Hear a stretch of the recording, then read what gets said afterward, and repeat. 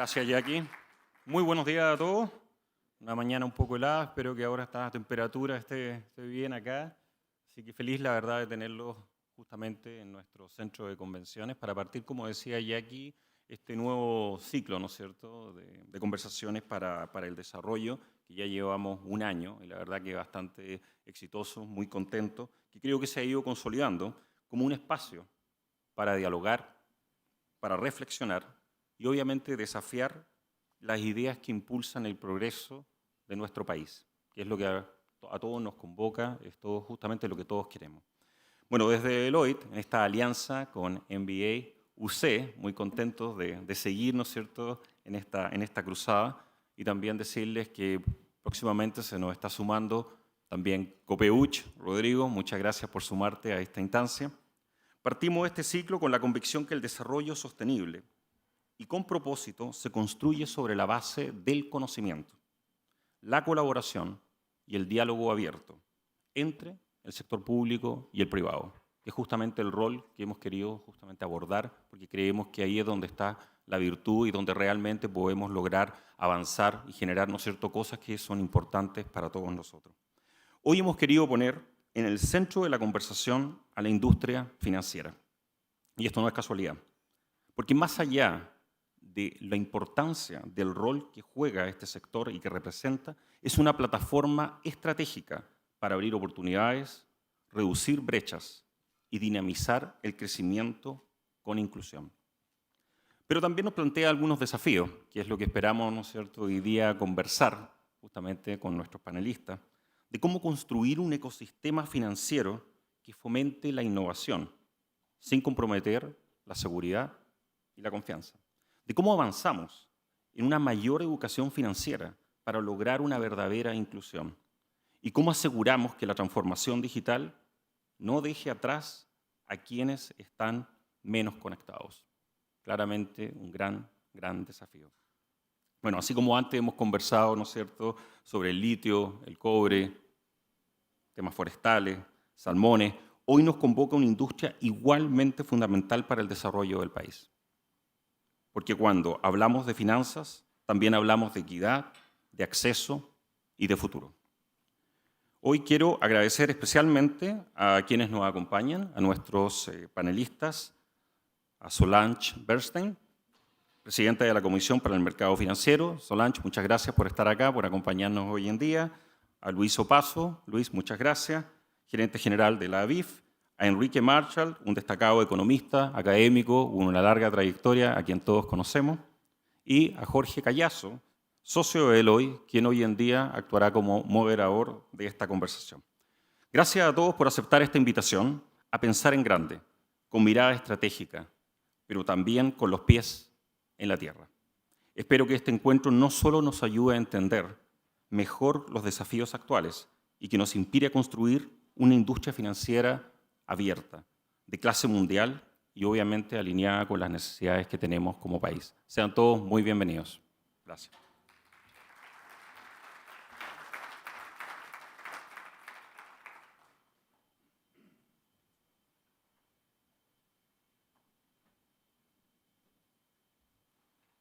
Bueno, en nombre del MBA de la Universidad Católica, me toca primero que nada, darles la bienvenida, agradecerles a todos los presentes, la gente que nos está viendo por EMOL TV, agradecerle tanto a Deloitte, equipo, Cristian, por ahí está la Jackie, la Nacha, todos los que hacen esto una realidad, esta realidad de ver el país con optimismo y en distintas verticales que mencionaba Cristian. Ahora estamos viendo las finanzas son la sangre, ¿no?, de la sociedad, ¿no?, y importa la capilaridad, el dinamismo, la apertura. Las finanzas tienen una mirada amplia también. Miren lo que está pasando en el mundo, la gente se pone nerviosa, se quiere arrancar y no, ahí están las finanzas aguantando bastante bien, con una mirada, como digo, de largo plazo, de futuro y optimista, racionalmente optimista. También agradecer nuevamente a los invitados, a Solange. Me toca ahora presentarte para partir la presentación, presidenta de la Comisión para el Mercado Financiero. Felicidades, así que, bueno, todo para ti el escenario. Muchas gracias nuevamente a todos.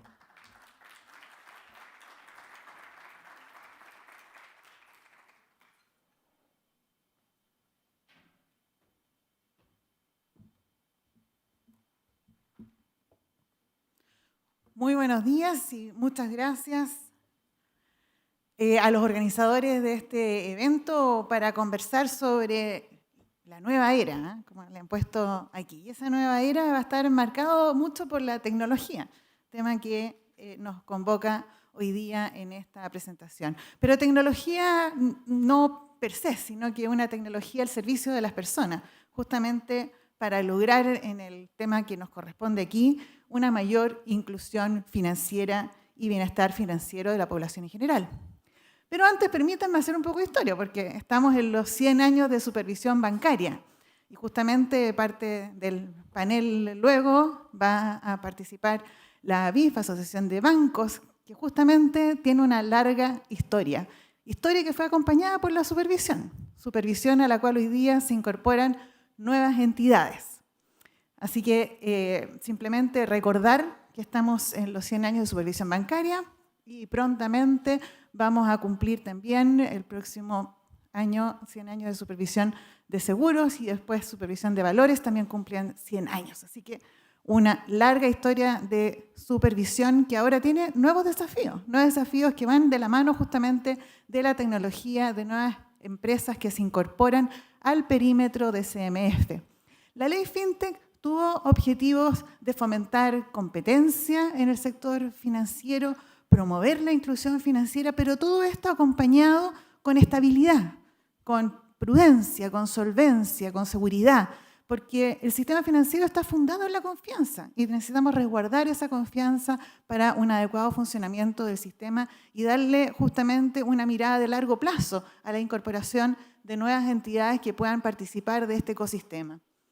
Los ámbitos que incluye esta ley FinTech es la regulación de los nuevos prestadores de servicios financieros, las llamadas FinTech, pero también el sistema de finanzas abiertas, que es lo que nos convoca hoy día, de cómo estas instituciones van a intercambiar información para ofrecer mejores servicios a las personas.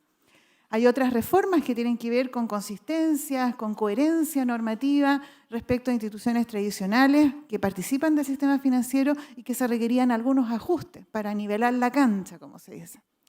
En términos de principios, hay ciertos principios que conducen la ley y toda la normativa que está siendo emitida que tienen que ver con la proporcionalidad, neutralidad, modularidad, integralidad y flexibilidad del sistema. Pero a lo que nos convoca, ¿no? Esta ley FinTech nos trae entonces este nuevo sistema de finanzas abiertas para establecer el marco normativo tanto de lo que son los nuevos prestadores de servicios financieros como también del ecosistema de finanzas abiertas que está en construcción. CMF tiene a la vista sus mandatos que tienen que ver con lo prudencial, justamente con la estabilidad del sistema, que es lo que genera confianza de las personas que participan y tienen servicios y productos financieros, así como los temas de conducta, protección del cliente, transparencia, integridad, pero también el desarrollo de mercado. Por lo tanto, tenemos a la vista, al momento de normar, supervisar, sancionar o divulgar información, justamente cuáles son los mandatos institucionales respecto de todos los fiscalizados y también, lógicamente, en lo que se refiere a Open Finance, el sistema de finanzas abiertas. Cuando hablamos del sistema de finanzas abiertas, ¿estamos pensando en innovación? Estamos pensando en inclusión financiera. ¿Para qué? Para tener mejores condiciones en los productos financieros que se ofrecen a las personas, nuevas opciones de pagos digitales, pero también servicios que sean a la medida de los clientes y empoderar a los clientes respecto de ser dueños de su información y cómo encuentran las mejores alternativas para ello. Gestión financiera con mejor información para asesorar a las personas en sus decisiones financieras también. Todo esto en un contexto de estándares de seguridad muy altos. De nuevo, la confianza. Necesitamos un ecosistema sólido, seguro, en los cuales se pueda interactuar con un nivel de gestión de riesgos apropiado y acorde justamente al tipo de actividad del cual estamos conversando. Para eso, entonces, el que las personas sean dueñas de esa información requiere de un ecosistema para intercambiar esa información de manera segura. Y hay ciertas piezas claves ahí, como son, por ejemplo, el consentimiento del usuario. El tema del consentimiento ha atravesado toda la discusión de la implementación de lo que es el sistema de finanzas abiertas y cómo damos garantía de que ese consentimiento existe y cumple con las condiciones que requiere el marco legal. Los temas de seguridad, los altos niveles de seguridad con los cuales hay que operar, pero que al mismo tiempo no se conviertan en una barrera a la entrada o que inhiba la innovación. Entonces, ¿cómo logramos ese equilibrio? Los temas de intercambio de información a través de las interfaces estandarizadas, de acceso remoto, automatizado, de tal manera de que esto sea efectivamente una forma de intercambiar que permita la entrada de nuevas formas y nuevos negocios. Por lo tanto, todo esto ha sido tremendamente desafiante. Un desafío que hemos abordado en un diálogo permanente con la industria. Y eso es bien importante resaltarlo, sobre todo en un foro como este. Es un diálogo que emprendimos ya hace varios años, una vez promulgada la ley FinTech. En octubre del 2023 a marzo del 2024 fueron varios meses en los cuales se realizaron estas mesas técnicas previo a la emisión de la norma en consulta, cosa que hacemos a veces, pero no es tan habitual, el que se genere este diálogo previo a la emisión de una norma, porque aquí necesitábamos entender muy bien cuál era el alcance. Teníamos que regular empresas o modelos de negocio que ya existían. ¿Cómo los incorporábamos entonces al perímetro? Y para eso había que definir una hoja de ruta, una gobernanza, estándares técnicos, la distribución de los costos, quién asume qué, la iniciación de pagos, consentimiento, productos y gradualidad, modelo de sistema de finanzas abiertas. Todos estos temas de finanzas abiertas requerían entonces de un conocimiento de qué es lo que la industria requería para balancear adecuadamente los mandatos y los objetivos que planteé inicialmente. Por lo tanto, al igual como lo hicimos con el caso de los prestadores de servicios financieros con la 502, bueno, en el caso de la normativa para el sistema de finanzas abiertas, también se generó este diálogo de mesas consultivas previo a la emisión de la norma en consulta. Luego vino la consulta pública. Las mesas técnicas, todo esto fueron 400 participantes, 140 instituciones aproximadamente las que participaron ahí. Y luego vinieron la consulta pública. Consulta pública que también es una consulta pública que tuvo bastante audiencia y bastante interacción, con 213 comentarios, 47 entidades que comentaron, muchas veces con comentarios que iban en sentido opuesto. Uno encontraba muy rápido, otro encontraba muy lento. Uno encontraba los estándares de seguridad muy alto, el otro encontraba muy bajo. Entonces, el cómo balancear adecuadamente justamente este conjunto de comentarios que nos estaba llegando, que no necesariamente apuntaban en la misma dirección. Por lo tanto, había que procesar todos esos comentarios para emitir la norma definitiva. Para eso también durante todo este periodo se realizaron reuniones temáticas entre los distintos actores, los gremios, expertos nacionales e internacionales. Así que ha sido un trabajo bastante largo y que además ha requerido de mucho diálogo y mucha escucha.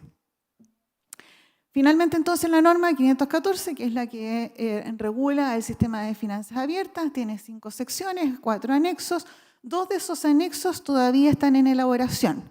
Por lo tanto, tenemos una normativa que es muy técnica, que abarca una gran cantidad de temáticas y que todavía está en proceso el que se complete esa norma con anexos técnicos que incluso cuando vean ustedes los anexos en unas semanas más, cuando esté publicado, el que quiere ir a mirar el anexo, los invito, porque están con los códigos, ¿no? Que vamos a tener que incluso sacar una normativa que incluya códigos de programación. Porque es muy técnico, porque el sistema de finanzas abiertas, para que logre operar, necesitamos un lenguaje común y un lenguaje con un estándar que todos los participantes usen ese mismo estándar, ese mismo lenguaje, esa misma forma también de comunicación. Y para eso se requería llegar a niveles de precisión técnica de mucha profundidad. Así que estamos trabajando en esos anexos técnicos. Pero cuando hablamos de esta norma primero requería definir el perímetro, ¿no? De cuál es el perímetro sobre el cual operan las finanzas abiertas, y ahí tenemos que pensar que hay instituciones que, de acuerdo al marco normativo, tienen la obligación de compartir su información. Tenemos proveedores de servicios basados en información que justamente van a entrar al sistema especialmente para obtener los datos para entregar un servicio. Tenemos los proveedores de cuenta que van a ser esenciales para lo que es la iniciación de pago y justamente también a los proveedores de iniciación de pago. Por lo tanto, tenemos a estos actores que van a participar de este ecosistema y una serie de aspectos de funcionamiento que están contenidos en la norma y los anexos técnicos que yo les mencionaba recién. Cuando hablamos del perímetro, implica definir ciertos estándares para que las entidades puedan participar. Y esto implica entonces establecer tanto el alcance como los requisitos de quienes pueden participar. Por lo tanto, ¿qué condiciones tiene que cumplir un participante en términos de los datos para ser registrado, los requerimientos legales, el plan de negocio, el organigrama, los estándares de gestión de riesgo, certificados, perfiles, hacer pruebas de funcionamiento? Por lo tanto, todo eso está definido en la normativa para establecer cuándo una institución puede participar de este sistema. Recordar que participar de este sistema significa que me voy a estar interactuando y contactando con otras entidades que participan de este mismo ecosistema. Por lo tanto, no lo puedo poner en riesgo. Requiero un cierto estándar, un nivel que me permita participar del sistema de tal manera de dar garantía de que no voy a comprometer la seguridad de los datos, la ciberseguridad del ecosistema y entregar el servicio que realmente tengo el consentimiento de la persona para ofrecer y con los estándares de seguridad que eso requiere. Por lo tanto, otra pieza fundamental justamente son los datos. La taxonomía, ¿no? Tener un diccionario de qué es lo que es qué datos son los que se pueden compartir. Cuándo la información requiere consentimiento y cuándo no, cuando estamos hablando de los términos y condiciones, de los canales de atención, por ejemplo, bueno, eso sin consentimiento, pero hay otros que sí requieren consentimiento, como es la identificación, el registro de las condiciones comerciales o las transacciones y lógicamente todo lo que significa la iniciación de pago. Los estándares de seguridad, les decía que son tremendamente importantes, no solamente al inicio cuando me voy a registrar, sino que también continuamente estemos mirando y monitoreando que se estén cumpliendo esos estándares de seguridad, de gestión de riesgo, de control interno. Los temas de ciberseguridad, continuidad operacional van a ser tremendamente importantes. El consentimiento, lo decíamos, ¿no? También es un tema clave. Tiene que haber voluntad de la persona de compartir sus datos, el tema de finalidad respecto del consentimiento, para qué estoy autorizando que se entreguen mis datos. Todos esos temas van a ser muy importantes. Así como también los medios de intercambio de información, las famosas APIs, estandarizadas y, como decíamos, de alta disponibilidad, que van a estar establecidas en los anexos técnicos con mayor detalle. Pero este mecanismo realmente requiere de definiciones bien específicas y también se requiere de un mecanismo alternativo justamente para que dé continuidad en la oferta del servicio. El foro ha sido una pieza clave en lo que han sido todos los anexos técnicos, la norma primero y ahora la conformación de estos anexos técnicos. Ahí tenemos la participación de las asociaciones gremiales, representadas también hoy día acá, están los bancos, están las fintech, pero también están las cooperativas, también juegan un rol importante y van a tener acceso al sistema de finanzas abiertas, compañías de seguro, cajas de compensación, emisores de tarjeta. Por lo tanto, tenemos una importante cantidad de entidades que participan de este foro. Banco Estado también participa directamente, no siendo parte de la asociación de bancos. Para organizarnos la gobernanza de lo que ha sido el sistema de finanzas abiertas hasta ahora y que ha sido una pieza clave a través de este foro, tiene este grupo consultivo. Recordar que lo que hace el foro no es vinculante, la norma la establece SMF. Sin embargo, es un insumo clave y tremendamente importante para lo que es la generación del marco normativo. Y para eso se requerían detalles técnicos, como lo he conversado durante este rato, ¿no? Necesitábamos detalles muy técnicos. Y para eso las asociaciones gremiales han puesto a disposición del foro, y quiero agradecerlo, a técnicos con mucho conocimiento que han aportado de tal manera de que lo que estamos trabajando con normativa tiene insumos que sin duda han sido nutridos por todo lo que se ha desarrollado a través de esta instancia. Esos grupos técnicos han trabajado los temas de infraestructura, los medios de intercambio de información, los temas de seguridad, perfil y autenticación, que son temas importantes, así como también los temas de experiencia usuaria. Entonces tenemos estos grupos técnicos que han aportado antecedentes bien importantes. El año 2024 hubo 21 reunión del grupo consultivo, los grupos técnicos 38, y este año también hemos tenido una serie de reuniones, así como también talleres o workshops de trabajo. CMF va a tener un desafío no menor, porque además de dictar la norma, vamos a proveer de piezas claves para el funcionamiento del sistema de finanzas abiertas. ¿Qué piezas claves va a proveer CMF? El directorio. Yo les decía justamente que aquí hay que registrarse para poder participar. Bueno, ese registro se va a volcar en un directorio de participantes. ¿Quiénes pueden participar? ¿Cómo yo, que estoy compartiendo información, sé que, o quién me dice quién puede venir a pedir mi información? Bueno, eso va a estar en un directorio. El sandbox tecnológico, otra pieza importante, ya que los prestadores de servicios basados en información van a tener un ambiente de prueba antes de entrar al sistema propiamente tal. Ese ambiente de prueba lo va a proveer CMF. Por lo tanto, son dos piezas claves que ya no es lo que hacemos habitualmente, entidad reguladora, supervisora. Bueno, ahora vamos a proveer parte de la infraestructura para que el ecosistema funcione. El directorio. Cuando hablamos del directorio, ¿qué es lo que es el directorio? Es un registro centralizado que está regulado y que identifica y organiza a las entidades que participan del sistema de finanzas abiertas. Esto permite entonces que una entidad que participa del sistema pueda buscar, consultar si está un participante autorizado o no, además detalles específicos respecto de ese prestador de servicio basado en información, por ejemplo, que está autorizado para participar, pero cuáles son los roles, perfiles, recursos API, los certificados digitales, entre otros. Por lo tanto, también va a disponer de información de tal manera de que haya certeza de que una entidad está efectivamente habilitada para ser receptora de información del cliente, con su consentimiento, por cierto, pero tiene que estar habilitada. No basta el mero consentimiento, la institución tiene que estar habilitada para participar. Por lo tanto, el administrador, como decíamos, va a ser CMF. Vamos a tener un servidor de autorización, los endpoints de las APIs para saber dónde tengo que ir a buscar, el que quiera información, dónde tiene que ir a buscar esa información.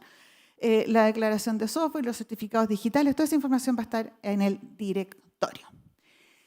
Respecto del sandbox tecnológico, este ambiente de prueba, otra pieza fundamental del sistema de finanzas abiertas que va a proveer CMF. En este caso, aquí hemos tenido también colaboración, tanto para el directorio como para el sandbox tecnológico, este ambiente de prueba, y quiero aprovechar de agradecer también al Banco Interamericano de Desarrollo y a la CAF, que han sido dos instituciones que nos han acompañado en la implementación, con consultores expertos en este tipo de materia, que hemos construido en conjunto con ellos estas piezas fundamentales para el funcionamiento de este ecosistema. En el caso del sandbox, entonces, tenemos las pruebas que van a tener que estar realizando los prestadores de servicios financieros, los prestadores de servicios basados en información y los prestadores de servicios de iniciación de pago. Vamos a tener el registro de quienes están habilitados para participar en el ambiente de prueba, el centro de documentación, y vamos a tener también las pruebas del directorio para que las instituciones que proveen información puedan probar el directorio. Entonces vamos a tener este ambiente de prueba que va a ser funcional, que va a ser útil para todos quienes hoy día van a estar autorizados, no hoy día, pero en el futuro, van a estar autorizados a participar del sistema de finanzas abiertas. Pero permítanme ahora ir a algunos casos de uso. Pongámonos en el futuro, y no tan en el futuro porque hay cosas aquí que hoy día se hacen, pero se hacen de una manera distinta, porque no tenemos sistema de finanzas abiertas, por lo tanto, de alguna manera hoy día hay instituciones que proveen algunos de estos servicios, pero lo hacen de una forma a lo mejor menos eficiente o menos efectiva de lo que podría ser en el futuro una vez que tengamos el sistema de finanzas abiertas en operación. Y algunos ejemplos son, por ejemplo, en términos de préstamos y evaluación crediticia, porque al acceder a data transaccional y mirar los patrones de consumo de un cliente, se pueden generar modelos innovadores de scoring, de evaluación de riesgo y entregar mejores servicios en mejores condiciones dependiendo del perfil de crédito, de capacidad de pago que tenga o haya mostrado un determinado cliente. En temas de seguro, el consumidor también puede hacer uso respecto a su comportamiento de una determinada póliza, también para obtener mejores condiciones, seguros personalizados de acuerdo a su perfil. También ese tipo de datos entonces va a ser relevante, por ejemplo, para ofrecer ese tipo de servicio. Iniciación de pagos, que sabemos que hoy día también eso se hace de una manera distinta a lo que va a ser luego con el sistema de finanzas abiertas en operación.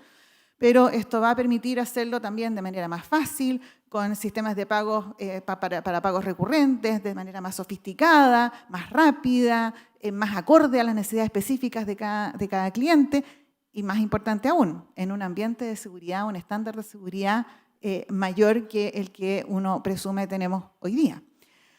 Ahorro remanente o conductual, microahorro, micropagos, también eso también se podría habilitar a través de modelos de negocio que permitan que la persona, por ejemplo, va a comprar un café y el vuelto va directamente a una cuenta de ahorro.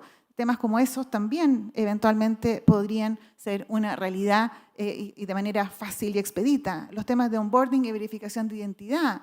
También eventualmente esto podría facilitar esto sin tener que repetir formularios o reingresar información que ya en el ecosistema está habilitada e incluida.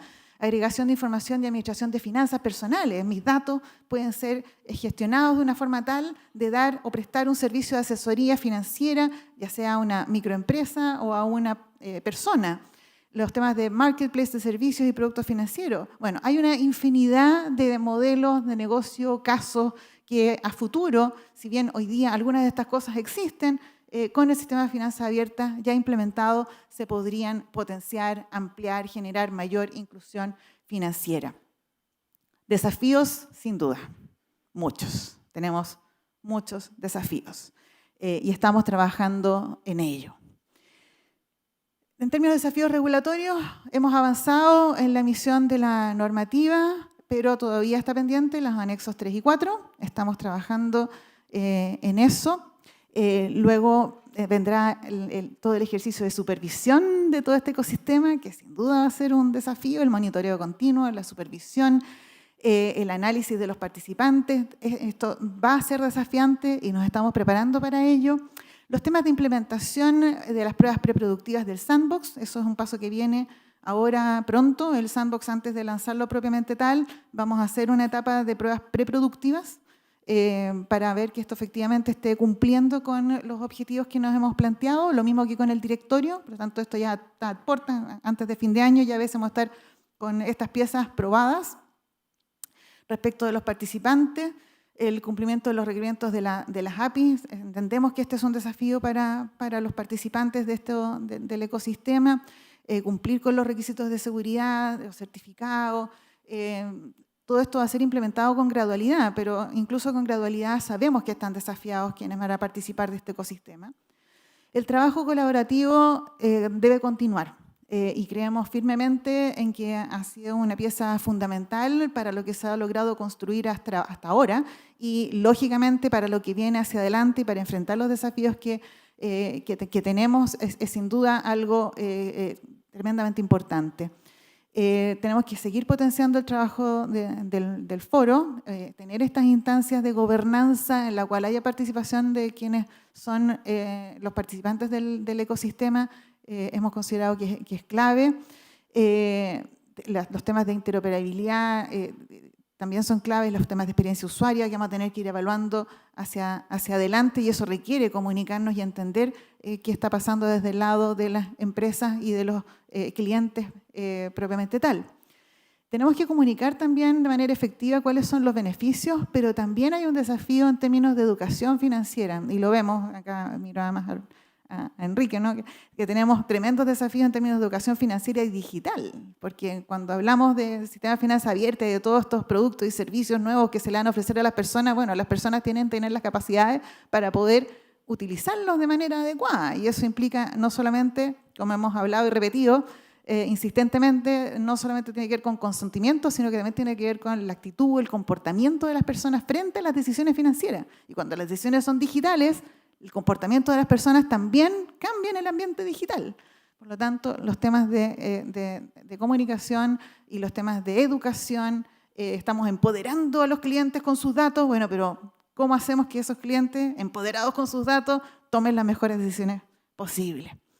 Todo eso es desafiante, tenemos un calendario apretado, un calendario que nos dio la ley nos estableció un calendario. En ese calendario hicimos una vigencia diferida de la norma de 2 años para darnos el plazo de implementación antes que esto entre en vigencia, puesto que una vez que entra en vigencia la norma, ya tenemos 6 meses para que entren a operar el sistema con información que no requiere consentimiento primero, y después los meses adicionales que se requieren para la información con consentimiento, tanto para personas naturales como jurídicas. Todo esto va diferido en el tiempo hacia adelante para poder cumplir con los plazos legales, pero al mismo tiempo darnos los espacios para que esto pueda efectivamente ser implementado en forma gradual. Estos 2 años que nos dimos para la entrada en vigencia de la norma han sido claves, se ha ido cumpliendo el calendario, se publicó la norma y una vez publicada la norma, y antes de eso incluso, se ha seguido trabajando en lo que son los anexos técnicos. El anexo 3 debiese estar saliendo a consulta pública en las próximas semanas. Así que atentos a eso para que nos hagan sus comentarios. Es un proceso de consulta pública en que vamos a estar muy abiertos a poder recibir esos comentarios, bien técnicos, pero sin duda va a ser importante que eso se revise. En agosto se va a estar publicando este anexo 3. Vamos a tener una segunda parte, porque el anexo 3 lo estamos dividiendo en 2 partes. Una primera parte que está centrada donde van a estar las API, los temas más importantes que entendemos que se requieren para poder empezar a implementar esto por parte de las entidades. La segunda parte tiene que ver más con iniciación de pago, no solo iniciación de pago, pero tiene más que ver con iniciación de pago que entra diferido, porque de acuerdo al calendario de gradualidad, los temas de iniciación de pago entran más tarde. Entonces, por eso la parte, nos dimos algo de meses para acelerar la publicación de lo que es esencial hoy día. Se va a publicar antes y dividimos en 2 el anexo 3, entonces con una parte para entregarla inmediatamente, lo antes posible, y luego lo que va quedando de todas maneras va a estar listo antes de fin de año, después del proceso de consulta pública. Además, tenemos que hacer estas pruebas preproductivas que les mencioné del sandbox tecnológico y del directorio, que vamos a estar trabajando todo eso durante el segundo semestre.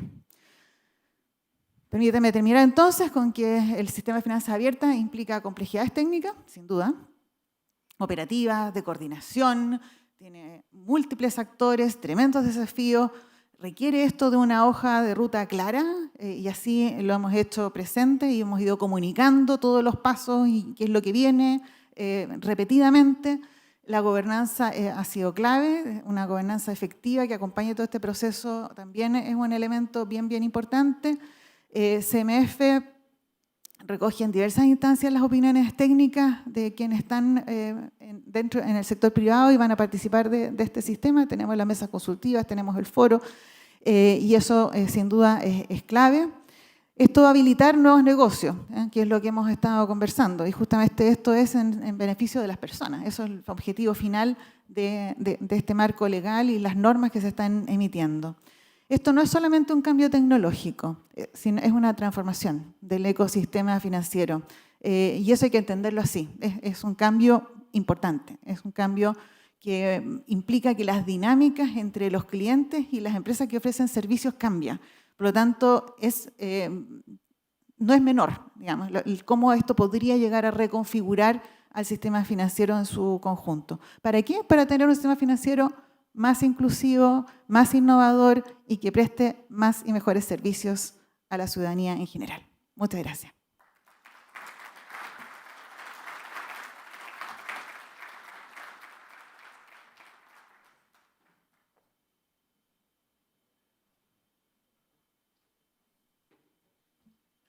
Bueno, muchas gracias, Solange. Es realmente muy, muy impresionante lo sistemático, lo amplio y una reflexión.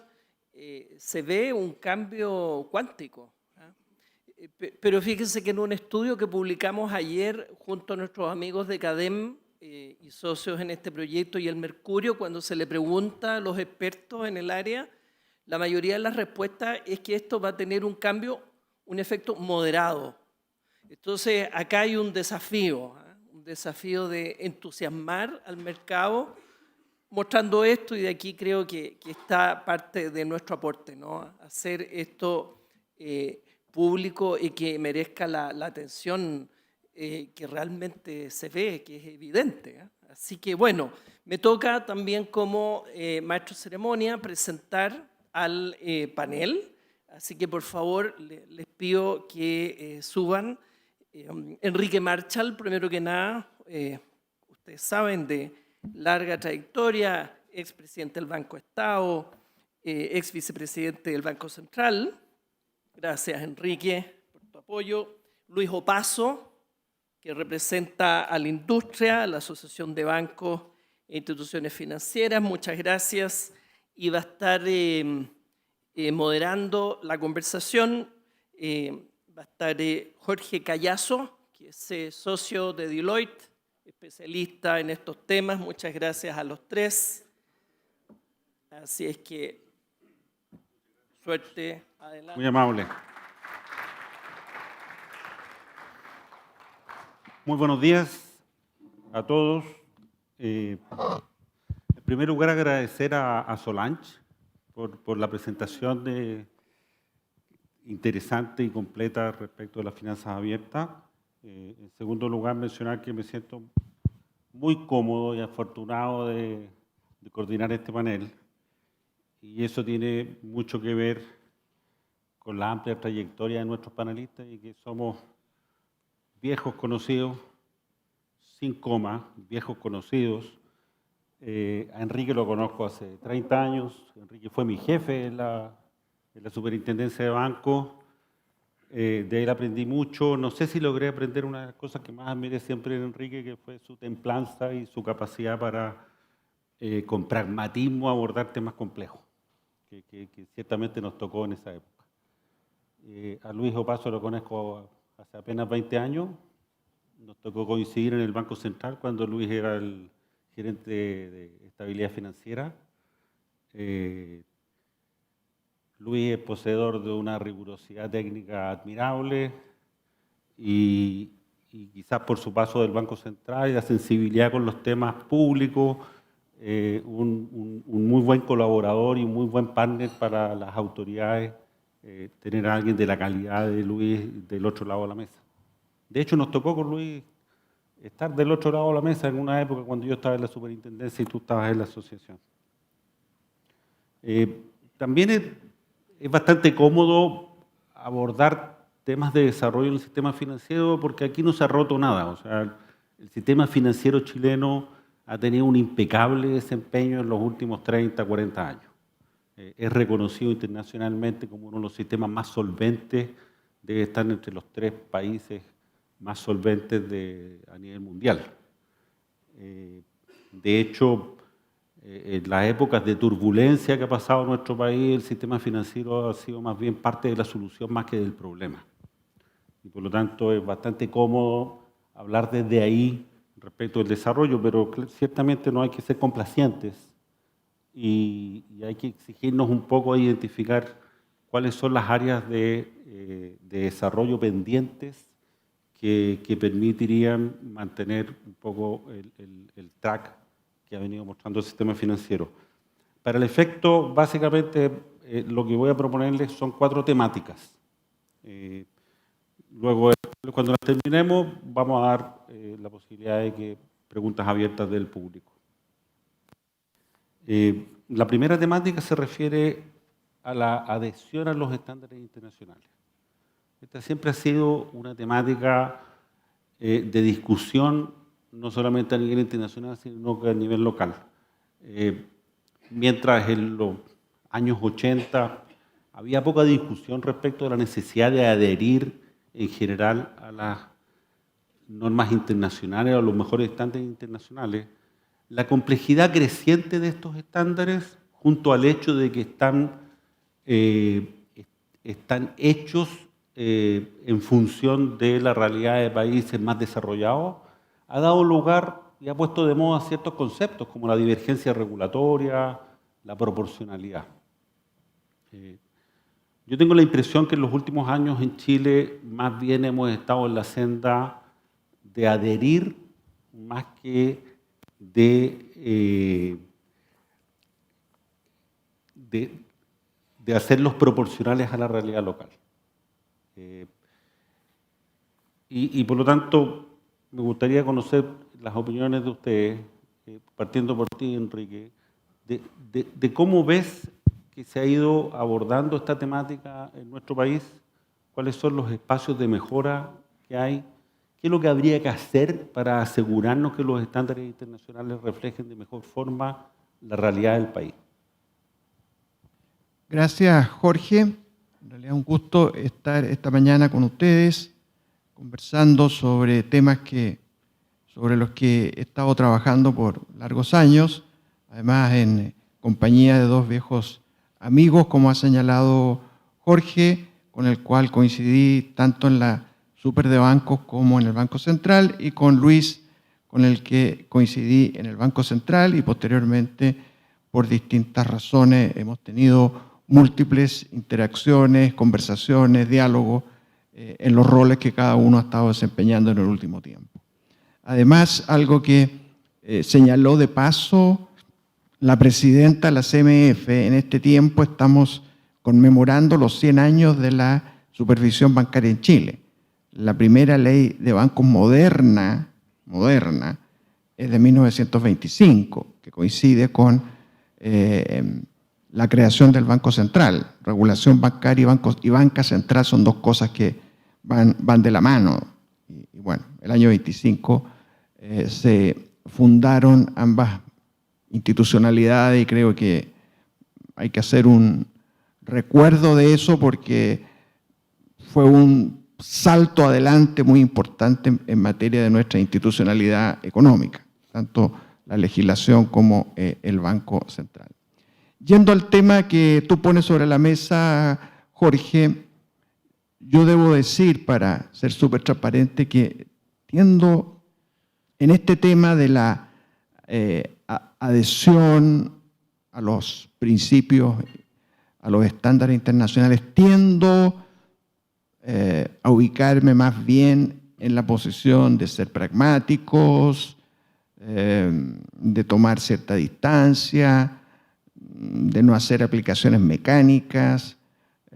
A veces se pone esto en términos de dilema adaptar o adoptar. En ese dilema yo estoy en el equipo de los que propician la adaptación. Por supuesto que uno tiene que hacer algunas distinciones. No es lo mismo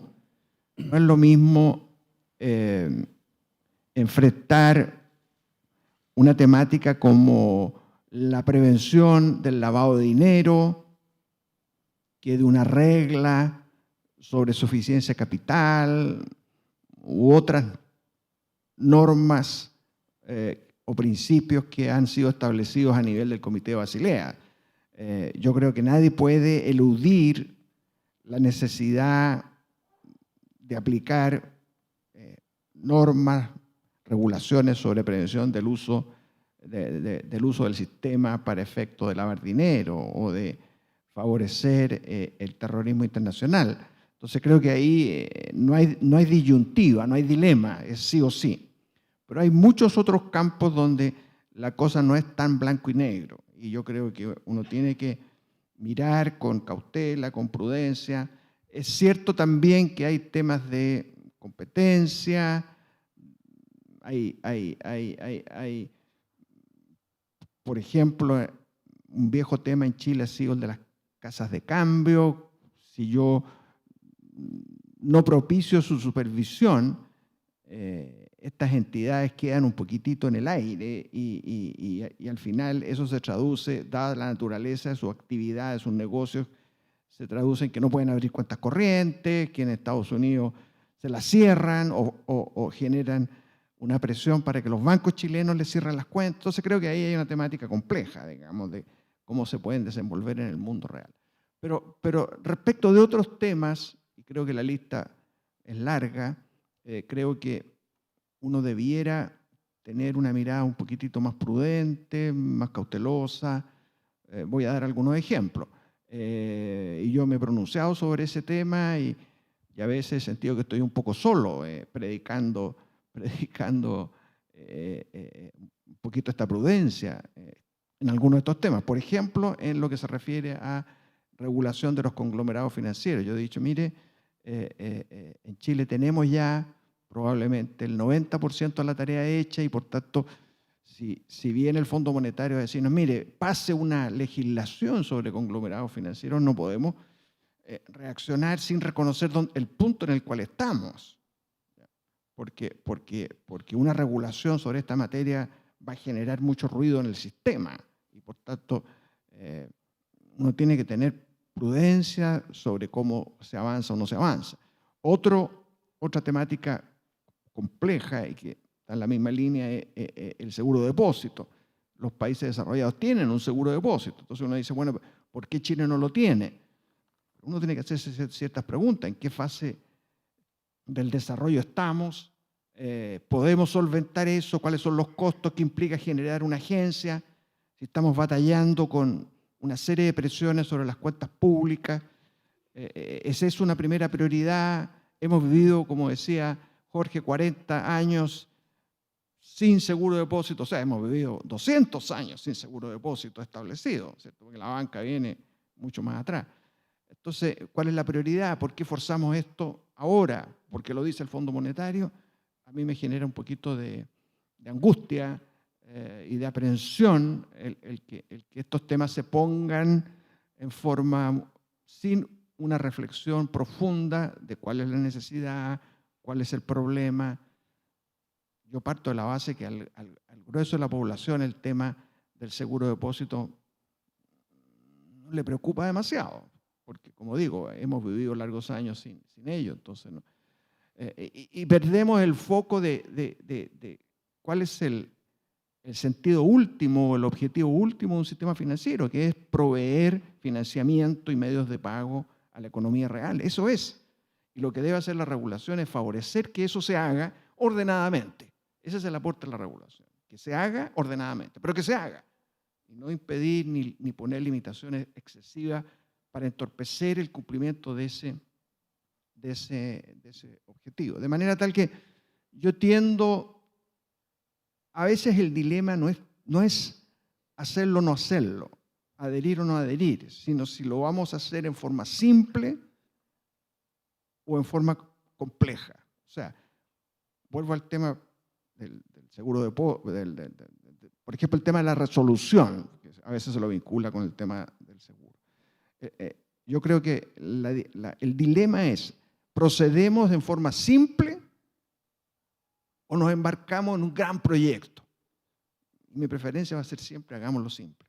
O sea, reformemos, mejoremos un par de cosas por aquí, un par de cosas por allá, más que generar una expectativa de que estamos resolviendo todos los problemas del mundo en circunstancias que eso no es así, es imposible. Después de todo, el sistema financiero es uno donde hay riesgos, donde hay inestabilidad, donde van a haber siempre inconvenientes y donde van a haber fracasos. Y no le tenemos que tener tanto miedo a eso, porque la liquidación de un banco es parte del mecanismo de mercado, de solución, de funcionamiento. Entonces, el año 25, cuando se creó la Superintendencia de Bancos, justamente la primera tarea que tuvo el superintendente fue liquidar un banco, y no era cualquier banco, era el segundo más grande de la plaza, que era el Banco Español de Chile, el segundo más grande. O sea, ustedes pueden imaginarse, habría que hacer un paralelo, liquidar uno de los dos bancos más grandes del país hoy día sería una tarea que concitaría, que convulsionaría al sistema financiero y al sistema político. O sea, al día siguiente habría 1, 2 o 3 comisiones investigadoras en el Congreso Nacional para preguntarse por qué ocurrió eso. ¿Quién es el culpable? ¿Dónde estaba el superintendente? Bueno, Eso se hizo el año 25 sin mayores trastornos, sin mayores trastornos. Es cosa de leer las memorias de la Superintendencia de Banco en los años 26, 27, 28, 29. El superintendente de banco, él personalmente hizo la liquidación. O sea, no necesitó ninguna agencia de resolución bancaria, él la hizo, con un equipo menor, pequeño de funcionarios, recurriendo a una ley que en el título de resolución bancaria tenía menos de 10 artículos, menos de 10 artículos. Hizo la liquidación, pagó todos los depósitos a los acreedores y le devolvió parte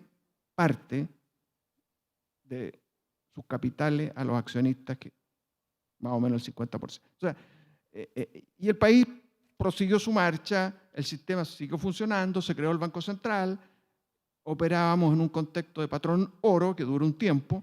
Entonces, no hubo una gran convulsión. Por supuesto que el tema fue comentado, hubo titulares de prensa, sí, está bien. Todo eso es normal en la vida de una sociedad. Entonces, yo creo que tenemos que ser cuidadosos. Creo que ya he ejemplificado bien cuál es la posición en la cual yo estoy. A veces advierto que estoy un poco solo porque lo natural, lo políticamente correcto es sumarse, adherirse a todos los principios que vienen de Basilea. Y un último punto para no ocupar la palabra, mi amigo Luis probablemente tiene otras cosas que decir. Uno en estas cosas también tiene que hacer distinciones entre principios y reglas. No es lo mismo un principio que una regla. Me explico. Hay un principio que es el de que los bancos tienen que tener suficiente capital. Ese principio es muy antiguo. No lo inventó el Comité de Basilea. No. Existe de hace mucho tiempo, está contenido en la Ley de Banco de 1925 y está contenido en toda la regulación y las prácticas bancarias a lo largo de la vida moderna. Entonces, otra cosa es la regla. La regla es cómo bajamos el principio y le ponemos números, vamos a utilizar una regla basada en el tamaño del pasivo, vamos a utilizar una regla en base al activo, vamos a ponderar por los riesgos del activo. Todo eso es discutible, por supuesto. Hay cosas que pueden ser mejores, peores. La experiencia también va enseñando cómo se puede proseguir, avanzar, perfeccionar, pero el principio es uno solo. El capital tiene que ser suficiente. En una frase está todo ahí. No hace falta escribir 500 páginas como escribió Basilea, pero esa es la regla, que dice, mire, en este caso, si sus activos son los bonos del Tesoro Público, multiplique por tanto, construye un modelo de tal o cuales características. Entonces, por supuesto que los principios no se pueden transar, ¿cierto? O sea, uno le dice, mire, nadie podría decir, ningún banquero serio, ningún regulador serio podría decir, mire, ¿sabe qué más? El principio de que el capital sea suficiente, no, yo no adhiero a eso. Aquí los bancos van a operar sin capital. No, eso sería una transgresión inaceptable. Pero entre Basilea I, Basilea II, Basilea III,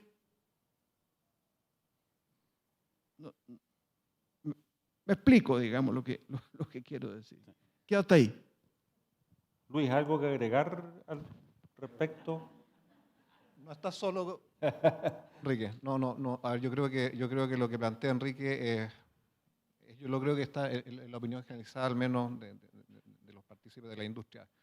Y creo recordar cuando partió Basilea, la discusión de implementar Basilea III, se puso dentro de la forma de avanzar si se adaptaba o se adoptaba. Y el consenso fue adaptar. ¿No? Adoptar está completamente fuera del radar, yo creo, de la razonabilidad, para ser bien concreto. Pero es fácil decirlo y es muy difícil hacerlo. Y quiero, sin extenderme mucho, Jorge, plantear por qué es difícil. Porque para bien o para mal, todo el marco prudencial hay benchmark internacional, hay sugerencias, está Basilea, está el Financial Stability Board, y está la tentación de tomarlo todo.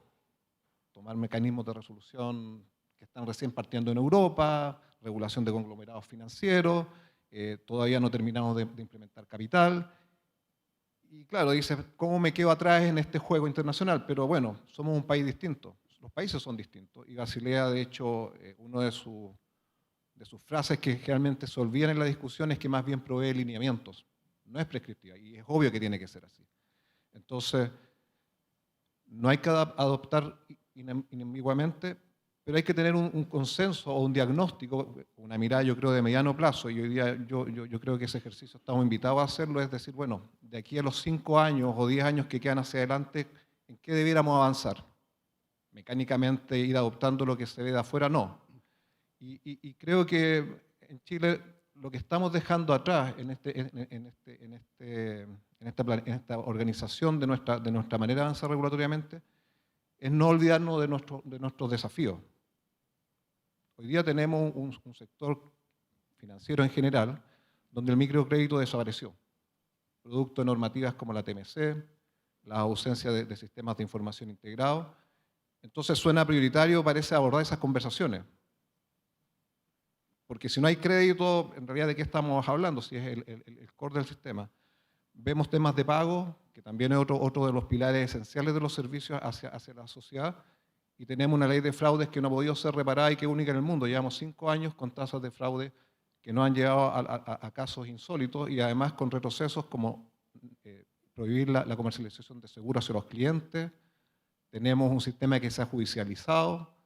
O sea, estamos con tareas pendientes que, más que hablar a lo mejor de resolución, veamos cómo hablamos de estos temas y resolvamos los temas de fondo de generar un mayor grado de inclusión y desarrollo del sistema financiero. Y lo otro que yo quería mencionar es que muchas veces se nos olvida cuál es la bajada a terreno de la adaptación. Y voy a usar el ejemplo de Basilea. Basilea dijimos, ok, vamos a adaptar, y hubo un cronograma de adaptación de los requisitos gradual en el tiempo. Y la parte central de adaptación era que cómo se mide el riesgo sea inherente al país. O sea, que la medición de riesgo operacional, riesgo de crédito, riesgo de mercado, sea coherente con lo que es nuestro sistema financiero. Es la base de capital. Y esa tarea no se ha hecho. Esa es la parte de adaptación. Se ha hecho, entre comillas, la parte más fácil, que es establecer cuántos requisitos de capital vamos a tener. Pero cómo se miden los riesgos sobre los cuales vamos a aplicar eso, no se ha hecho. Entonces la adaptación, que era precisamente donde venía el grueso del desafío, está pendiente. Hay una agenda de trabajo, por cierto, en ello, pero está pendiente. Entonces, el punto que hago es cuando adaptemos, establezcamos estos diagnósticos de en qué materias queremos abordar, no hay que olvidarse de la implementación. La implementación es una etapa crítica, lo mencionábamos antes en el sistema de finanzas abiertas. Implementación va a ser la palabra que va a predominar la discusión. Y creo que en materia de regulación también debiera ser parte de lo que consideremos. Y quería hacer un énfasis en lo siguiente. Siendo muy general en la regulación, nosotros tenemos 2 grandes pilares, lo que es prudencial, llámese capital, liquidez, etc. Y tenemos conducta de mercado. Y los dos tipos de regulaciones tienen implicancias distintas y son parte de los objetivos de nuestro regulador. Y tienen implicancias distintas en torno a lo que tú preguntabas, Jorge, porque por un lado la regulación prudencial tiene la ventaja de que hay regulaciones, benchmark, que nos sugieren por dónde podría ser el camino de adaptación. Pero tiene la desvirtud que tiende a veces a sentirse una camisa de fuerza que tiene que ir siendo abordada sin cuestionarse. Pero en contraste, la regulación de conducta de mercado, que es muy relevante, no hay benchmark, hay experiencia. Entonces, donde uno avanza no es claro, y por eso demanda del regulador un diagnóstico mucho más preciso. Y también cómo se combinan esos 2 objetivos no está claramente establecido. Y eso es un desafío que yo creo que de cara al mercado ayudaría a tener una mayor certeza de cómo se van ponderando en el tiempo ambos objetivos, porque te permite poder planificar para dónde ir. Y en ese sentido, para redondear, adaptar creo que es la palabra. Enrique no está solo, pero no es fácil y yo creo que requiere mucho análisis en la etapa 0, en definir qué vamos a hacer y cómo lo vamos a hacer. Y esa etapa, en mi opinión, no ha sido abordada de manera sistemática y creo que es un pendiente para nosotros. Estupendo, muchas gracias. A ver, voy a saltarme una pregunta que tenía porque nos estamos alargando. Voy a ver un tema que es relativamente complejo desde el punto de vista de las políticas públicas y que tiene que ver con la autonomía presupuestaria de la CMF. No solamente el Fondo Monetario del Banco Mundial nos cuestionan como país la no adherencia a ciertos estándares internacionales como conglomerados financieros o resolución bancaria, sino que también lo hacen respecto de la autonomía presupuestaria de la CMF. Yo creo que hoy día es bien paradigmático lo que está pasando, ¿cierto? Porque en un país con problemas fiscales, con tasas de crecimiento relativamente bajas, el presupuesto de la CMF en la práctica compite con camas de hospital. Esa es la realidad. Y con una autoridad regulatoria que ha ido aumentando en forma significativa el perímetro de acción, con nuevas actividades más complejas, como Basilea III, finanzas abiertas, etcétera, etcétera, yo tengo la sensación de que algo no cuadra aquí, de que por una parte no están asegurados los presupuestos, pero por otra parte crecen las responsabilidades. El proceso de regular, más allá de sus complejidades, es un proceso relativamente sencillo, sobre todo si no adaptas y más bien adoptas. Pero la estabilidad financiera de los países depende mucho más de la supervisión que de la regulación. Entonces la pregunta que tengo para ustedes, frente a esta necesidad de asegurar los recursos necesarios para la CMF, ¿qué canales ven posibles para poner esa discusión en el tapete y avanzar en esto? Don Luis. Buenísima pregunta. Y más que autonomía, yo creo que la primera pregunta es la suficiencia, con o sin autonomía, que se están dando a la CMF para hacer lo que los mandatos legales le establecen, lo que el sistema financiero demanda. Y yo creo que hay tres ejemplos que a mí por lo menos me indican que tenemos un desafío que es mayor, y no sé si además los desafíos o directamente problemas. Si tú ves lo que fue el presupuesto para la CMF para implementar Basilea, fueron 8 personas. Si tú ves la misma cifra para la implementación del sistema de finanzas abiertas, fueron 23 personas. Y para el sistema de registro de deudores económicos, fueron 4 personas. En esta audiencia hay mucha gente que trabaja en el sistema financiero y esos números no cuadran. Hay que ponerlo directo. O sea, 23 personas puede que sea una célula de trabajo en una institución financiera desarrollando un par de APIs, y eso sería. Si tú ves los burós de crédito, no hay una regla única, pero el estándar es más o menos 20 personas por millón de registros. Acá vamos a tener 8 millones y tenemos 4 personas. Entonces, yo creo que estamos frente a una imposibilidad hoy día. Yo creo que esto no se está desafiando más allá de lo razonable al supervisor. Y digo supervisor porque efectivamente la parte supervisora es la más desafiante de lo que viene hacia adelante. Lo mencioné en capital, en el sistema de finanzas abiertas es más que evidente. Entonces, creo que la primera parte de la respuesta a tu pregunta es el nivel de suficiencia. Habiendo dicho eso, creo que se pueden avanzar en mecanismos. Uno, entender que esto no es una discusión que se tiene que llevar año a año. Así como estamos planteando que haya un cronograma o un plan de implementación de regulación, debe haber algo equivalente en materia presupuestaria. Trianual, cada 5 años, no lo sé. Eso es materia, obviamente, de conversación y obviamente con consideraciones de política fiscal también. Pero este plan creo que es necesario, pero debe ser acompañado de elementos básicos.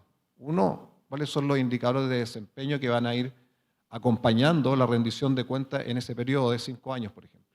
¿Y cuáles van a ser los hitos que el regulador debe cumplir para poder ir avanzando? O sea, esto no puede ser tampoco autonomía sin control, tampoco yo creo que sería políticamente viable. Pero el tema de los recursos, independiente de la fórmula que se adopte, creo que es un desafío que se debiera abordar con prontitud. Gracias, Luis. Yo tiendo a coincidir con Luis. Creo que el tema es la cantidad de recursos que ponemos a disposición de la CMF para cumplir con sus tareas. Es muy difícil en un Estado unitario como el nuestro que una entidad del Estado solicite autonomía o a la que se le confiera autonomía presupuestaria. Eso no va a funcionar nunca, no lo veo. Pero sí hay un tema de cantidad de recursos que se ponen a disposición para cumplir las tareas que se le entregan. También para definir las tareas hacia futuro las nuevas tareas, ¿cierto? Y vuelvo a un tema que planteé anteriormente, o sea, si nos proponemos grandes proyectos que conllevan un cambio muy significativo en la estructura de la CMF y en dotaciones de personal, etcétera, el problema lo vamos a agravar. O sea, eso de alguna manera es una luz amarilla respecto de cuáles son las tareas que hay que emprender, digamos, y habrá que definir prioridades, qué se hace primero, qué se hace después, pero hoy día el Estado está sometido a un estrés en materia de recursos presupuestarios disponibles, de manera tal que no es cuestión de seguir agregando materias, tareas y desafíos a la CMF. Hay que ver qué se hace primero y qué se hace después, pero no podemos hacerlo todo al mismo tiempo, no están los recursos para eso, definitivamente. Y si pretendemos hacerlo, lo vamos a hacer mal, O sea, si generamos hoy día una agencia encargada de resolución, yo me pregunto cuántas personas van a trabajar en esa agencia, porque no hay presupuesto para muchos, imposible. Entonces creo que ahí hay un tema delicado. Y vuelvo a un punto que algunos levantamos en su momento, no es para volver a discusiones y debates pasados, pero uno de los inconvenientes que tenía la integración de Súper de Banco con Súper de Valores es que Súper de Banco tenía un cierto financiamiento garantizado que viene del año 25. O sea, lo puso el señor Kemmerer el año 25, dijo, mire, el financiamiento de la superintendencia, porque era un hombre sabio, dijo, mire, el financiamiento va a venir de los mismos bancos. Y puso ahí una regla y ese era el financiamiento. Entonces, por supuesto que siempre la superintendencia tuvo que justificar su presupuesto y agregarlo al presupuesto de la nación, no era algo separado, no era una república independiente, pero era más fácil convencer a la DIPRES, por ejemplo, de cambiar los computadores de los profesionales de la superintendencia, porque, bueno, como la superintendencia tenía un financiamiento de los bancos, era como difícil decirle, no. Resulta que esta plata la necesitamos para comprar camas para los hospitales. O sea, estábamos en mejores condiciones, recuerdo esas discusiones, para decirle, mire, necesitamos nuevos computadores. Ya, bueno, ya. O sea, a lo mejor al servicio del lado le decían, no, sigue usando los computadores viejos. Pero a la Súper de Banco se le concedía la posibilidad de cambiar los computadores. Entonces, hoy día la CMF hace distintas cosas. Regula a los bomberos, a los clubes de fútbol. Bueno, y obviamente que los bancos pueden hacer el punto de que no tiene por qué ellos financiar a ese tipo de actividades. Entonces, es más difícil en ese contexto pedir recursos adicionales, porque van a ser inevitablemente recursos provenientes del erario nacional, de los recursos generales de la nación. O sea, ya no son recursos que vengan de los bancos. Entonces creo que ahí se generó un problema que a la larga va a terminar con que ese asunto va a ser abandonado, digamos. El principio que estableció Kemmerer de que la supervisión bancaria estaba financiada por los mismos bancos bajo una regla impersonal, indiscutible, ese principio comienza a tambalear en el contexto actual donde está todo integrado. Entonces uno tiene que separar agua y decir, bueno, esto sí, esto no.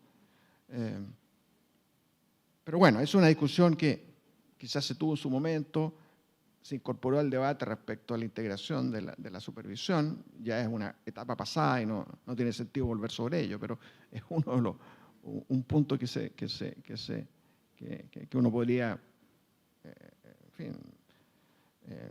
recordar, digamos, porque la integración de la supervisión, de nuevo aquí hay un tema, ¿cierto?, a propósito de la conversación anterior, digamos. Esto apareció como recomendado, no sé de dónde salió esa recomendación, quién la trajo al país, pero en Estados Unidos sigue habiendo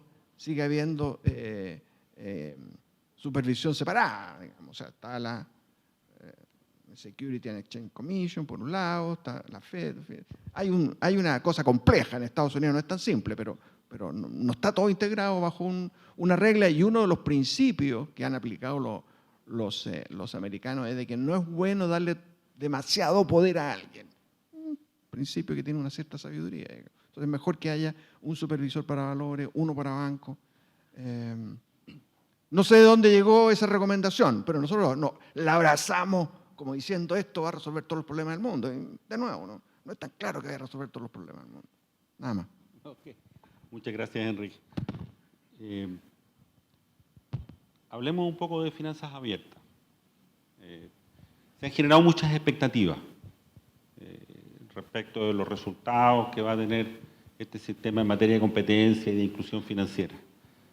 Lo peor que nos podría pasar como país, ¿cierto?, es que esto termine con resultados muy modestos, como por ejemplo pasó con la portabilidad financiera. Entonces, lo mencionaba Marcos. De acuerdo a una encuesta CADEM, diferentes líderes empresariales entregan una nota promedio de 4,8 al marco regulatorio de la finanza abierta en Chile. Y señalan que la apertura de datos podría transformar radicalmente el ecosistema. Entonces, la pregunta que tengo para ustedes es ¿cómo visualizan si se ha logrado un adecuado equilibrio entre el incentivo y la innovación y garantizar la seguridad y confianza de los usuarios? Particularmente en un ambiente en donde existe resistencia de ciertos actores tradicionales y la necesidad de acelerar la adopción de las APIs abiertas. Partamos por ti, Luis. A ver, son varios temas y cuando uno habla de sistema de finanzas abierta uno puede estar mucho tiempo y así voy a ir a los puntos centrales, Jorge. Yo creo que los agentes no es que haya resistencia, esto es una ley y hay una ley que hay que implementar. Bien, uno parte de manera pragmática en esto. Y obviamente es un objetivo común, regulados, que esto se haga bien y que se haga bien significa en pocas palabras que el sistema funcione, que el sistema sea adoptado por la gente, que se use y que no falle. Es así de simple. Y la portabilidad precisamente no reúne ninguno de estos requisitos. Y teniendo un objetivo común con el regulador, como mencionaba, tenemos visiones distintas en varios aspectos, pero yo creo que donde no hay un trade-off, como tú planteabas al inicio, es entre innovación y seguridad de los datos, y seguridad del cliente. La seguridad del cliente y la seguridad de los datos es una condición sine qua non. Se asegura eso y después se estructura el sistema, con los equilibrios que corresponda. Es obvio que si el sistema de los clientes lo perciben inseguro, si hay eventos, filtraciones de datos, etcétera, o no funciona y tú te metes a tu aplicación y nunca funciona, el cliente no va a estar y todo va a ser en vano. Entonces, creo que la seguridad y la operación frente al cliente es una condición necesaria y esa es la que debería guiar el desarrollo del sistema de finanzas abiertas. Y cuando uno toma ese eje, hay aspectos que son críticos y más allá de la tecnología. Aquí uno se puede complejizar mucho hablando de APIs, de sistemas, de protocolos, pero al final lo central es cuidar los datos, si es que estamos hablando de intercambio de datos. Y eso tiene una parte fácil, entre comillas, que es el intercambio en sí de los datos. Y para eso hay tecnologías, podremos discutir si la API es más reciente el protocolo o más probado en otras economías, va a haber una discusión, pero esa discusión es fácil. La parte que no es fácil sobre el cuidado de los datos creo que son el consentimiento, es efectivamente qué información se comparte. Los cheques en blanco no existen. Tiene que haber una información que esté asociada a un consentimiento que tenga finalidad clara, o sea, que el cliente sepa para qué presta su consentimiento, y con proporcionalidad, que es que los datos sean lo suficientes para que se provea el servicio, pero que no sobreexponga al cliente innecesariamente. Y esa discusión, de hecho la comentó la presidenta de la CMF, es una discusión que está todavía sin zanjarse y que es crítica. O sea, ¿qué datos vamos a compartir? Y hay otros dos elementos que han estado más lejanos en la discusión porque probablemente van a ser más cercanos cuando ya estemos implementando, uno es cómo se cuidan esos datos. O sea, cómo todos los actores del sector privado, llámense cajas, cooperativas, bancos, fintech, cuidan los datos. Están los protocolos internos, la responsabilidad de cada quien en cuidar los datos. Y lo segundo es la supervisión. Hoy día con un sistema financiero con actores relativamente en número acotado, la supervisión ha sido in situ y bien focalizada por parte de la CMF. Pero cuando tengamos centenares de actores, esa supervisión va a ser un desafío en sí. Y ni siquiera voy a incorporar el problema de los recursos. O sea, con o sin recursos, esa supervisión a cientos de actores de que estemos haciendo bien el trabajo de cuidar los datos y no se estén mal usando, es un desafío que hoy día no está resuelto ni explicado cómo se va a hacer. Entonces, la seguridad tiene todo un componente que, más allá de los aspectos tecnológicos que son relevantes, hoy día está viva esa conversación y creo que es importante zanjarla porque o si no ponemos en riesgo el core del sistema, que los datos sean seguros. Y en otro bloque del sistema de finanzas abiertas que quiero enfatizar es el sistema de pagos. Recuerden que el sistema de finanzas abiertas abre oportunidades en nuevos servicios asociados al intercambio de datos y también incorpora nuevos actores en la iniciación de pagos. Y ahí nuevamente cuando uno habla de seguridad, porque es la palabra que debe primar en la implementación, hay temas no resueltos. ¿Cuál es la responsabilidad de los nuevos actores frente a fraudes? Que es un tema que tenemos como sistema financiero no resuelto. ¿Cómo se resuelven esos fraudes que van a ocurrir? Tampoco está resuelto. Entonces, si te fijas, hay elementos que son más allá de la tecnología, que son críticos, no están resueltos y creo que por lo que dije antes deben ser resueltos porque si no tenemos seguridad en el sistema, creo que es un sistema que está llamado a tener muchos problemas. Y no es que seamos especialmente atípicos Chile para pensar que pueden haber problemas. Cuando uno ve la experiencia de todos los países que han avanzado en esto, en que muchos lo han tomado como moda y se han metido simplemente, lo que uno observa son 3 hechos estilizados. En ningún país se ha implementado en tiempos. Siempre han habido postergaciones porque no estás listo, porque hay problemas. Segundo, las tasas de error son elevadísimas. Por lo mismo, porque partiste con muchos servicios, partiste de manera maximalista con temas no resueltos y tasas de errores que te llevan a que se frustre el objetivo del sistema financiero. Lo tercero, esto es caro. Muchas veces en estas conversaciones regulatorias es como de mal gusto hablar de números, de costos, pero esta es una iniciativa muy cara. Cuando uno ve el caso de Brasil, en 3 años el sistema gastó cerca de $400 millones.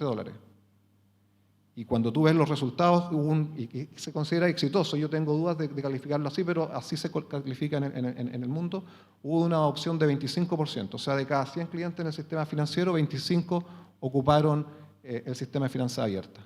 No sabemos nada en todo caso cuántos nuevos clientes, cuántos nuevos servicios, cuánta innovación. Pero a mí no me suena un número alto 25%, o sea, haber montado todo esto para 25% de los clientes, como caso exitoso, yo creo que es desafiable. Pero tú cuando vas a casos más extremos, el caso de Australia, el costo fue de $1.000 millones en un periodo de 3 a 4 años y el nivel de adopción fue 0,31%. O sea, de cada 100 clientes, menos de 1 iba al sistema de finanzas abiertas, porque fue un sistema caro, no pudieron establecerse los estándares, empresas de menor tamaño, financieras me refiero, no dieron sus estados de resultados para cubrir estos costos. Y aquí no hay que olvidarse que nosotros descansamos en un sistema financiero privado, donde obviamente hay objetivos que preservar, solvencia, conducta de mercado, desarrollo, pero al final del día tiene que haber una razonabilidad financiera. Si terminamos sobrecargando los sistemas, y ha sido un elemento que está presente en los sistemas de finanzas abiertas en otras partes, la oferta de productos se va a limitar. Entonces, hay varios aspectos, Jorge, que creo que son importantes, pero el eje de la seguridad yo creo que es un no transable en el desarrollo. Muchas gracias, Luis. Sí, cuando leí esto de la nota del 4,8, mi primera reacción fue, me parece que los consultados han sido extremadamente mezquinos con la CMF, con el regulador, porque la verdad es que la CMF ha hecho un trabajo inmenso, digamos, y ha hecho consultas, ha organizado grupos para poder levantarlo. O sea, la propia presentación que hizo hoy día la presidenta da cuenta de un trabajo muy serio, muy contundente. Me parece que no es la nota que corresponde, digamos. Yo creo que yo le habría puesto por lo menos un 6. Ahora, que hay algunos problemas y desafíos, sí los hay, pero eso no es 100% responsabilidad de la CMF. Luis menciona el tema de los costos. Yo no me he metido detalladamente a ese tema, así que no me imagino que hay costos importantes. Me preocupa, sí, 2 o 3 cosas. Una es que la historia de la banca muestra un grado de conservadurismo en lo que se refiere a la introducción de nuevas cosas. Eso es así, es un dato.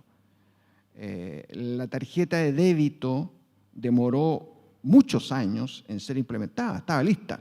Fueron a consultar al Banco Central, el Banco Central, yo estaba ahí en ese momento, la autorizó y no avanzaba. Entonces uno se preguntaba, bueno, ¿pero qué es lo que pasa? No, lo que pasa es que las tarifas, el sistema tarifario, no nos ponemos de acuerdo, esto podría comprometer otros aspectos de nuestros negocios. Entonces, hay un cierto conservadurismo que uno lo puede entender en alguna medida, porque la banca es una actividad donde hay muchas cosas que preservar y por tanto no puede ser particularmente agresiva en materia de negocio. Pero hay un historial de ese tipo de comportamiento. Un premio Nobel vino hace 3 o 4 años a Chile, miró las cosas y dijo, me parece que la banca chilena es extremadamente conservadora. Premio Nobel, o sea, no es cualquier persona, digamos. Yo incluso le contesté en una columna de opinión diciendo, sí, está bien, a lo mejor tiene usted razón, señor Premio Nobel, pero también es verdad que la banca chilena ha provisto crédito a la economía. Entonces, maticemos un poco. O sea, ha cumplido con su tarea básica y fundamental, que es proveer crédito. Pero que ha sido conservadora en materia de innovación, lo ha sido. Si uno dice cuáles son las grandes innovaciones que han ocurrido en Chile en los últimos 20 o 30 años, o 40 años. Mi opinión personal, esto lo he dicho más de una vez, primero la masificación de la tarjeta de crédito en los sectores emergentes, y eso lo hicieron las casas comerciales. O sea, ese beneficio hay que concederse a las casas comerciales, y la banca está... No, que las casas comerciales hay que ponerle Basilea 3, no, en esa época no era 3, era el 1 nomás.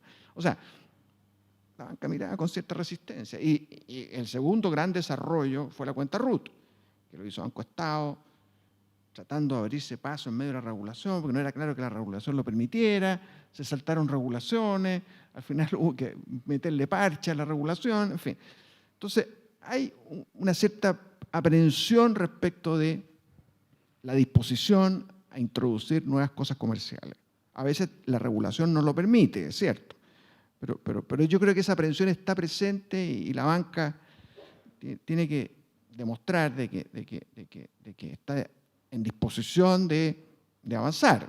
Yo entiendo que lo han señalado, pero creo que hay ahí un desafío. O sea, sería muy negativo que esto terminara fracasando, porque hay también una preocupación en relación con la competencia. O sea, se menciona frecuentemente que hay temas de competencia en la banca.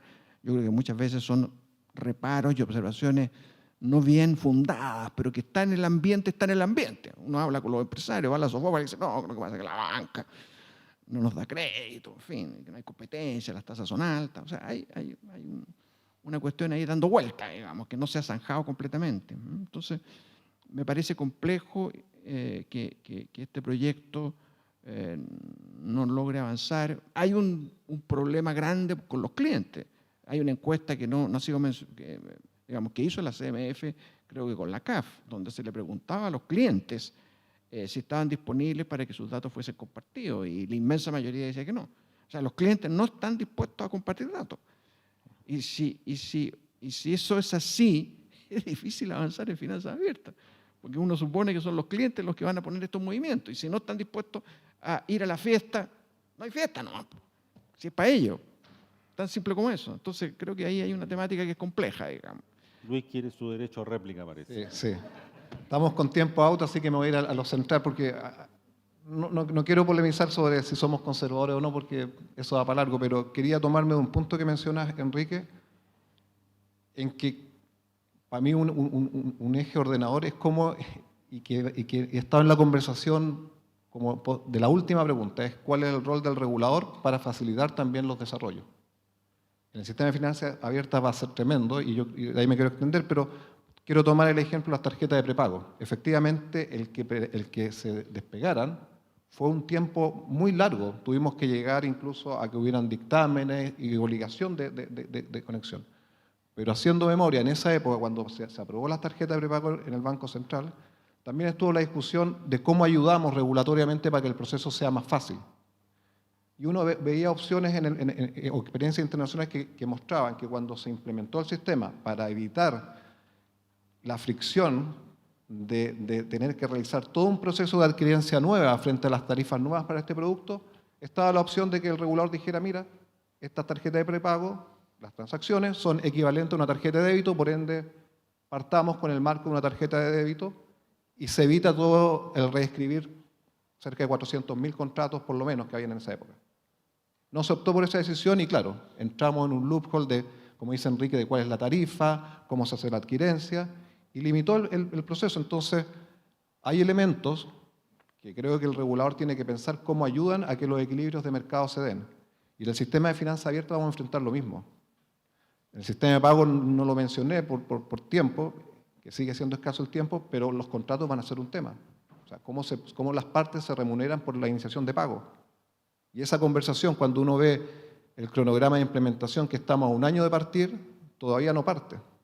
Y si uno toma la experiencia de las tarjetas de débito, la conclusión es obvia, ya debiera estar siendo abordado y viendo cómo el regulador nos ayuda a que esa conversación o ese proceso sea facilitado. O sea, vamos a necesitar un regulador mucho más activo, porque lo que busca es que una solución de mercado, conceptualmente hablando, sea centralizada, obligatoria y en tiempo. Para que todo eso funcione, el rol del regulador no puede ser pasivo. Yo creo que ese es uno de los desafíos. Perdón, Jorge. No. Yo no sé si el time out que nos dice aquí es solamente a nosotros o también a eventuales preguntas del público. Una pregunta. Se sortea. No veo aquí si alguien tiene... Por ahí hay...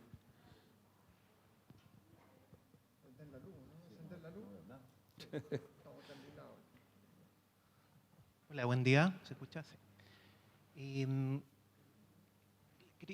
Muchas gracias ahí por las visiones, Luis, Enrique, Jorge. Me gustaría preguntar, hoy día la agenda claramente está tomada por el sistema de finanzas abiertas en las entidades financieras y también en registro de deuda consolidado, que también tiene desafío importante en el corto plazo.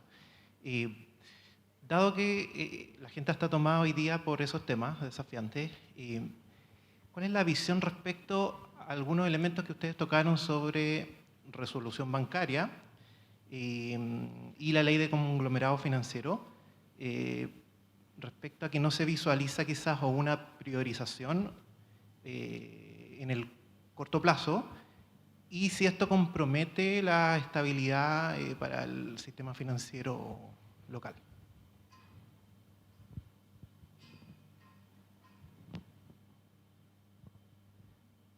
Yo creo que la estabilidad no está comprometida. La estabilidad nunca es absoluta, 100%, pero no está comprometida. Y si existe la necesidad de emprender proyectos en estos dos ámbitos, mi recomendación es hacerlo simple. ¿Qué quiere decir hacerlo simple? Reformar, enmendar la legislación que existe, un artículo por aquí, un artículo por acá, perfeccionar. Eso es hacerlo simple.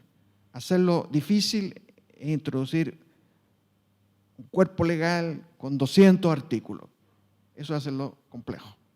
Yo abogo por hacerlo simple. Si existe en el corto plazo la necesidad, también uno podría diferirlo un poco por los temas de recursos de los que hemos hablado, pero si existe la necesidad para efectos de cumplimiento de ciertos estándares, que a uno no le baje la clasificación de riesgo, en fin, yo creo que se puede perfectamente hacer y yo he escrito sobre la materia, así que pero sería un poquito largo entrar ahora. ¿Cómo se puede hacer simple? Hacerlo simple quiere decir pescar la ley de banco y modificar 1 o 2 artículos máximo. Pescar la ley de mercado de valores en el título sobre grupos empresariales e introducir 1 o 2 artículos, nada más. Eso es. Con eso basta y sobra. Y con eso uno logra pasar de un 70 u 80% de cumplimiento a un 90%. Perseguir el 100%, eso es un error. Eso es un error. No conviene hacer eso, porque el rendimiento en materia de beneficios es decreciente y los costos son crecientes. Cuando uno se mueve del 70 al 100, paga costos muy altos y los rendimientos son muy bajos. Eso es. Okay. Enrique, Luis, muchas gracias. Muchas gracias también a la audiencia. Les pido que le demos un aplauso a nuestros invitados.